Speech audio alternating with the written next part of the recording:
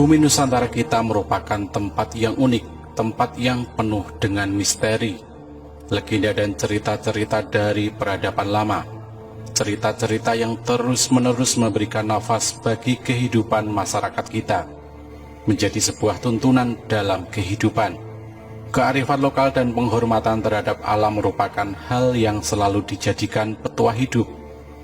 Namun perkembangan zaman senantiasa mengikis hal-hal seperti ini dan membuat kita lupa betapa pentingnya kearifan lokal ini. Dan berikut merupakan sebuah cerita mengenai Nusantara yang selalu diliputi oleh legenda dan mitosnya, yakni sejarah tentang Sabdo Palon dan Mbah Petruk. Ketika pertama Islam masuk ke tanah Jawa, tidaklah semulus yang orang sangka. Sebab tanah Jawa sudah ada manusia, juga ada bangsa jin yang menganut kepercayaan kuno. Ada yang menduga mereka adalah penganut Hindu dan Buddha, yakni agama yang pada saat itu berkembang. Namun banyak yang menduga mereka adalah penganut kepercayaan Jawa kuno. Mereka ini dipimpin oleh Sabdo Palon. Karena paham mereka yang berbeda, maka ketika Islam masuk disambut dengan peperangan. Bukan peperangan sembarang perang, namun perang mistis, perang ilmu-ilmu gaib. Sehingga tidak sedikit ulama Islam yang dikirim dari Mesir gugur dalam peperangan mistis tersebut. Dalam wadah kasar mereka tewas karena tersapu gelombang pasang, semacam tsunami dan sebagainya. Perang itu berlanjut dengan banyaknya jatuh korban di kedua belah pihak. Maka diutuslah Syekh Subakir, ulama asal Persia atau Iran yang dikenal ahli ilmu gaib dan bisa melihat bangsa jin. Dengan kedatangan Syekh Subakir, benteng pertahanan Sabdo Palon yang super ketat dapat ditembus, dan banyak bangsa jin atau manusia pengikut Sabdo Palon yang binasa. Melihat keadaan yang tidak menguntungkan itu, Sabdo Palon mengadakan gencatan senjata. Dia mengajak Syekh Subakir berunding dan menghentikan perang. Syekh Subakir menerima ajakan tersebut dengan tangan terbuka, karena dia juga melihat jalan perundingan jauh lebih baik daripada melanjutkan pertempuran yang tidak ada gunanya. Kemudian terjadilah kesepakatan antara Syekh Subakir dengan Sabdo Palon. Isi kesepakatan itu antara lain, Islam boleh berkembang atau disebarkan di tanah Jawa, tetapi tidak boleh dilakukan dengan pemaksaan. Islam harus menghormati dan menghargai budaya, adat istiadat setempat. Islam tidak boleh memaksa orang yang berbeda keyakinan untuk memeluk agama baru tersebut. Dan kalau orang Islam yang memimpin atau jadi pemimpin harus mengayomi semua orang, semua agama dan semua kepercayaan, dan menjunjung tinggi kearifan lokal. Dan sejak saat itu Sabdo Palon bersama pengikutnya termasuk Mbah Petruk Moksa. Mereka hilang dari pandangan umum dan tidak mudah dilihat oleh manusia biasa. Hanya mereka yang memiliki kelebihan dan paham ilmu gaib yang dapat melihatnya. Sebelum menghilang, Sabdo Palon sempat berpesan kepada Syekh Subakir bahwa suatu ketika dia, Sabdo Palon atau pengikutnya Mbah Petruk akan kembali menunjukkan jati dirinya kalau pemimpin negeri ini tidak amanah, tidak mencintai rakyat, hanya berbuat untuk kesenangan dirinya dan kelompoknya saja, sementara membiarkan rakyat dalam kesengsaraan dan penderitaan. Kemunculan Sabdo Palon dan para pengikutnya Mbah Petruk untuk menagih janji, sekaligus mengingatkan agar para pemimpin negeri ini segera sadar, ingat rakyat dan ingat bangsa. Kalau tidak, selain akan banyak lagi bencana yang akan melanda negeri ini, mereka para pemimpin pada gilirannya juga akan menerima bencana. Bahkan bencana yang akan menimpa mereka lebih dahsyat, lebih mengerikan dan menakutkan. Inilah serat Sabdo Palon, penguasa gaib tanah Jawa. Serat yang pertama. Podo siro ngelingono carita ing uni-uni kang kocap ing serat babat-babat nagari Mojopahit. Nalika duki nguni Sang Abrawijaya, Prabu Pansamiya pepanggihan kalian jeng Sunan Kali Sabdo Palon Noyo Genggong Rencangiro.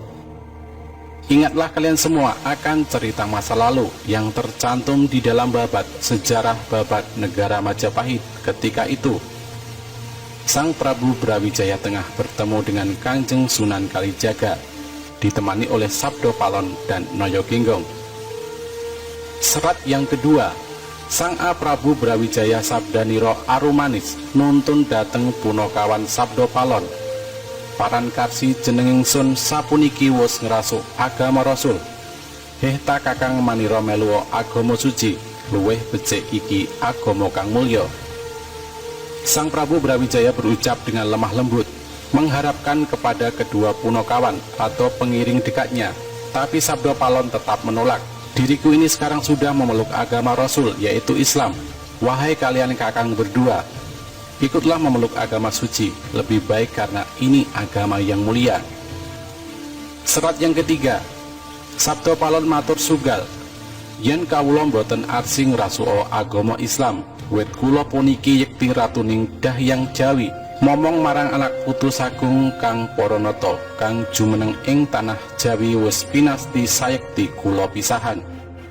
Sabdo Palon menghaturkan kata-kata agak keras, hamba tidak mau memeluk agama Islam, sebab hamba ini sesungguhnya Rada Dahyang, penguasa gaib tanah Jawa, memelihara kelestarian anak cucu penghuni tanah Jawa, serta semua para raja yang memerintah di tanah Jawa. Sudah menjadi suratan karma, wahai Sang Prabu, kita harus berpisah. Serat yang keempat, kelawan paduka Sang Nata wangsul maring Sunyaruri, mung kula matur petungna ing benjang. Sak pungkur mami yen wis prapta kang wanci jangkep gangsal atus taun wit ing dinten punika, kula gantos agami Gama Budi kula sebar ing tanah Jawa. Dengan paduka wahai Sang Raja, kembali ke Sunyaruri, alam kosong tapi berisi, alam yang tidak ada tapi ada. Hanya saja saya menghaturkan sebuah pesan agar paduka menghitung. Kelak sepeninggal hamba, apabila sudah datang waktunya, genap 500 tahun mulai hari ini, akan saya ganti agama di Jawa, agama Budi akan saya sebarkan di tanah Jawa. Serat yang kelima, sinten tan purun ngagaya yekti kula rusak samisun sajakaken, putu kula berkasakan rupi-rupi dereng lega, kang ati yen durung lebur atempur, kula damel pratandha-pratandha tembayan mami hardi Merapi yen wis njebluk mili lahar. Siapa saja yang tidak mau memakai akan saya hancurkan. Akan saya berikan kepada cucu saya sebagai tumbal, makhluk halus berwarna-warni. Belum puas hati hamba apabila belum hancur lebur, saya akan membuat pertanda sebagai janji serius saya. Gunung Merapi apabila sudah meletus mengeluarkan lahar. Serat yang keenam, ngidul ngilen Purugiro ngodo banger ingkang warih nggih punika wedal kula wis nyebar agama Budi Merapi. Janji mamai anggegereng jagat satuhu karsanireng, Jawata sadaya gilir gumanti, boten kenging kalamunta kaowahan.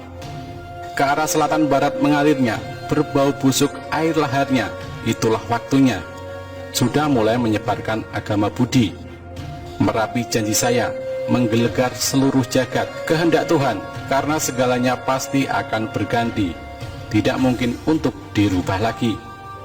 Serat yang ketujuh, sangat-sangat ting sangsara kang tuwu ing tanah Jawi, sinengkalan tahunira lawan Sabto, ngesti aji upami nyabarang kali, prapteng tengah-tengahing kaline banjir bandang, jeroning ngelepno jalmi kathah sirna manungsa prapteng pralaya. Sangat-sangat sengsara yang hidup di tanah Jawa, perlambang tahun kedatangannya, seandainya menyeberangi sebuah sungai. Ketika masih berada di tengah-tengah, banjir bandang akan datang tiba-tiba. Tinggi air mampu menenggelamkan manusia, banyak manusia sirna karena mati.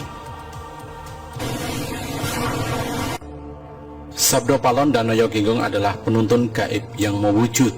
Beliau berdua senantiasa hadir mengiringi raja-raja Jawa zaman Hindu-Buddha.